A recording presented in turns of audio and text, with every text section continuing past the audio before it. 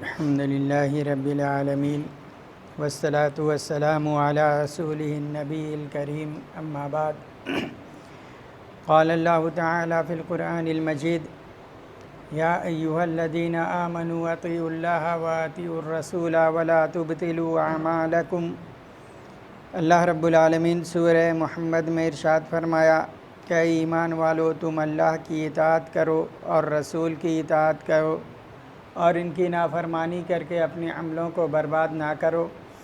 لہٰذا آج سوال و جواب کا دن ہے، اس لیے قرآن و حدیث سے متعلق کوئی بات جاننا چاہتے ہوں تو آپ پوچھ سکتے ہیں۔ اگر جواب میرے پاس ہوگا تو انشاءاللہ میں دوں گا، اور نہیں ہوگا تو آپ سے وقت لے کر کے بعد میں آپ کو بتا دوں گا۔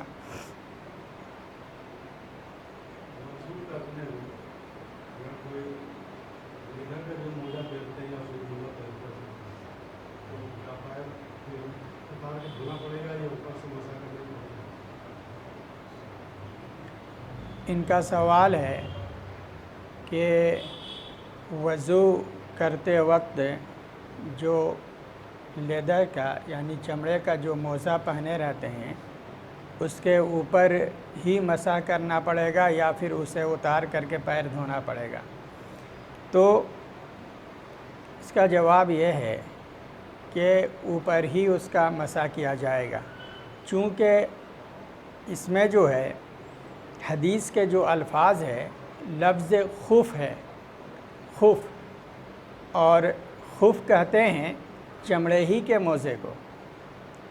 خف کہتے ہیں جو حدیث میں جو مسح کی بات ہے کہ خف کے اوپر جو ہے مسح کیا جائے، تو خف کا معنی ہی ہوتا ہے چمڑے کا موزہ، تو اتارنا نہیں ہے، اسی کے اوپر مسح کرنا ہے۔ کپڑے کا موزہ جو ہم لوگ پہنتے ہیں اس کو جراب کہتے ہیں، یہ خف نہیں ہے، یہ جراب ہے۔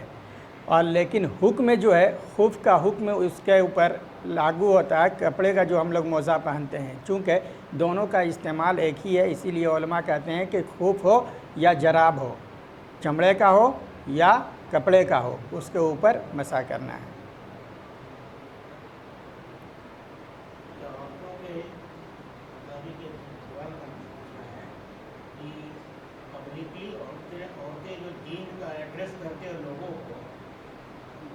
دین کے بعد بتاتے ہیں اور لانڈری کہیں پر دین کے بارے میں بہت سارے لوگ جمع ہیں، لیڈیز اور جینٹس دونوں جمع ہیں، اور وہ لانڈری بات کر رہی ہے، بتا رہی ہے دین کے بارے میں، کہاں تک یہ درست ہے؟ ان کا سوال یہ ہے کہ مرد اور عورت کہیں پہ اجتماع یا دین کے نام پہ اکٹھا ہیں اور اس میں کوئی عورت دین کے بارے میں بتا رہی ہے، تو کیا یہ صحیح ہے؟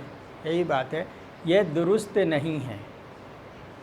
اخلاط ہو، مرد اور عورت دونوں اکٹھے ہو رہے ہوں کسی بھی صورت میں، یہ تو دین کی بات ہے، اس کے علاوہ جہاں بھی مرد اور عورت اکٹھا ہو رہے ہوں، اجتماعیت ہو دونوں کی، ہے نا، وہاں جو ہے شریعت اجازت نہیں دیتا، اور خاص کر کے ایسے موقعوں پہ تبلیغ کرنا، دین کی باتیں بتانا، یہ درست نہیں ہے۔ ہاں، مرد اگر بتا رہے ہوں اور عورت بھی اس مجلس میں ہو، پردے کے ساتھ ہوں، اختلاط دونوں میں نہ ہو تو یہ جائز ہے، لیکن اختلاط ہو اور عورت جو ہے نصیحت کر رہی ہے دین کے بارے میں، تو یہ جو ہے جائز نہیں ہے۔ اسی چیز کو روکنا چاہیے اور اس طریقے سے چیزوں سے پرہیز کرنا چاہیے، چونکہ اختلاط شریعت اجازت نہیں دیتا ہے۔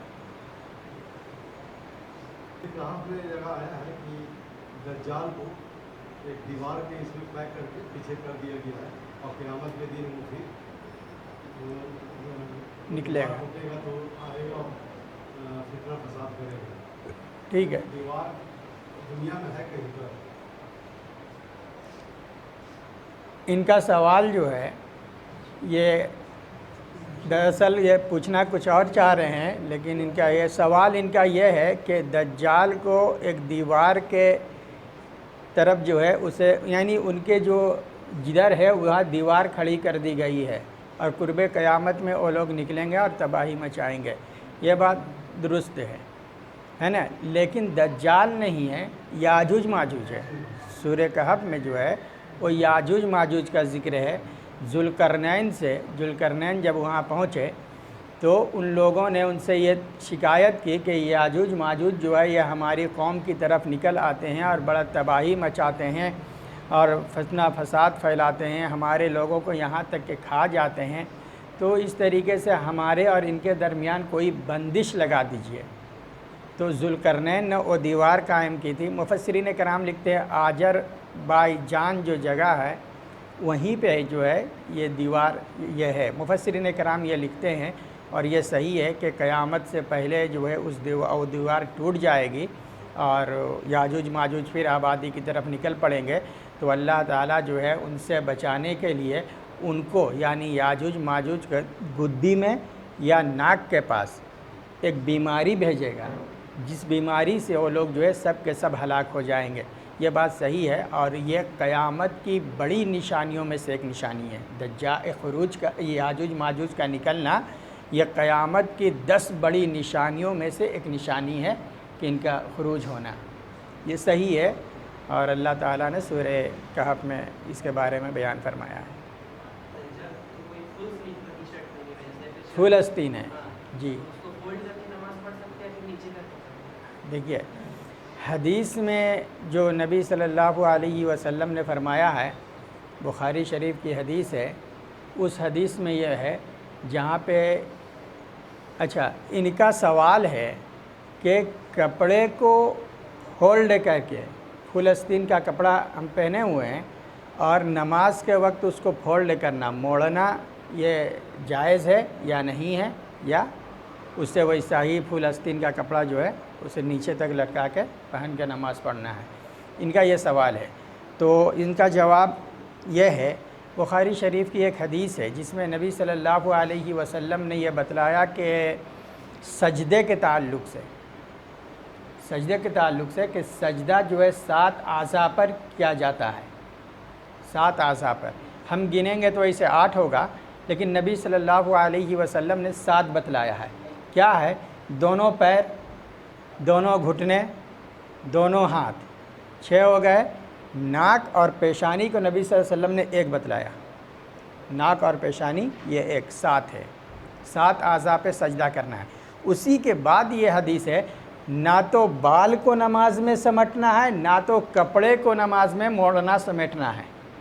اسی حدیث میں یہ آخر کا ٹکڑا ہے، بال کو بھی نہیں سمیٹنا ہے۔ یہ جو ہم لوگ سجدہ کرتے ہیں، رکوع کرتے ہیں، ٹوپی نہیں پہنے رہتے ہیں تو مار اٹھتے ہیں تو سمیع اللہ لمن حمدہ اسٹائل جو مارتے ہیں، حدیث سے منع ہے۔ یہ بال کو سمیٹنا نہیں ہے اور نہ ہی کپڑے کو موڑنا ہے۔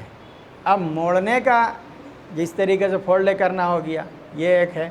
دوسرا، اوپر سے جو دیکھیے گا پینٹ پہن کے جب ہم راستے میں چلیں گے تو ہمارا پنڈلی سے نیچے رہتا ہے، پنڈلی مطلب ٹخنے سے نیچے جو ہے پینٹ رہتا ہے۔ نماز میں آتے ہیں تو ایک دم منع ہے، موڑنا ہی منع ہے، چاہے جس طریقے سے موڑا جائے، نیچے سے موڑا جائے، کمر سے موڑا جائے، ہاتھ سے موڑا جائے، کہیں سے بھی موڑا جائے۔ نبی صلی اللہ علیہ وسلم نے منع فرمایا ہے کہ نماز میں نہ تو بال کو موڑنا ہے اور نہ ہی کپڑے کو موڑنا ہے۔ اس لیے کپڑے اتنا بڑا سلائی ہے کہ ٹخنے سے اوپر رہے اور ہاتھ وغیرہ جو ہے آستین جتنا ہے اتنا رہے، موڑنا جائز نہیں ہے۔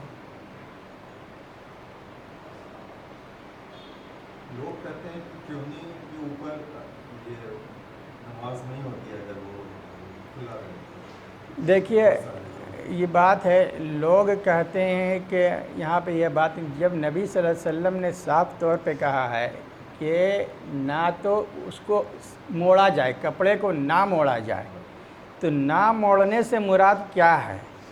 نہ موڑا جائے جو سمجھ میں آ رہی ہے بات، پھر کہونی سے اوپر پھر یہ سب تو بات کی بات ہے نا۔ پہلے تو حدیث ہے نا،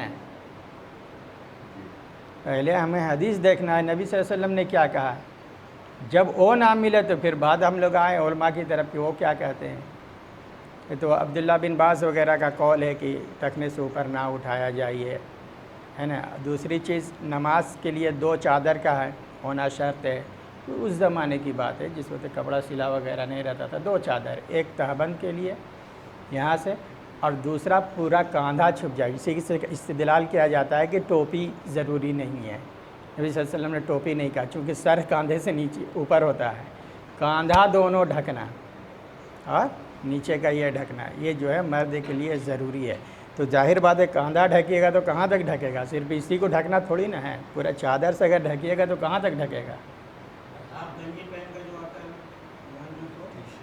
وہاں تک دیکھیے اس کے یہ ہے کہ اس میں علماء کہتا ہے اگر ویسا ہی ہے وہ تو کوئی حرج نہیں ہے، کیونکہ ایک جو جلال الدین قاسمی صاحب بڑے مقرر ہے، اہم عالم میں سے ایک ہے، ان کو بھی میں نے دیکھا تھا تو میں ان سے سوال کیا تھا کہ شیخ آپ حالانکہ جوبہ پہنتے ہیں مگر یہاں تک یہ کیوں رکھتے ہیں، اس کو کھل کیوں نہیں کرتے ہیں؟ تو انہوں نے یہ کہا تھا کہ یہ جائز ہے، ایسا نہیں ہے کہ یہ حرام ہے، یہ جائز ہے، بہتر یہ ہے کہ نیچے رہے، یہ جائز ہے۔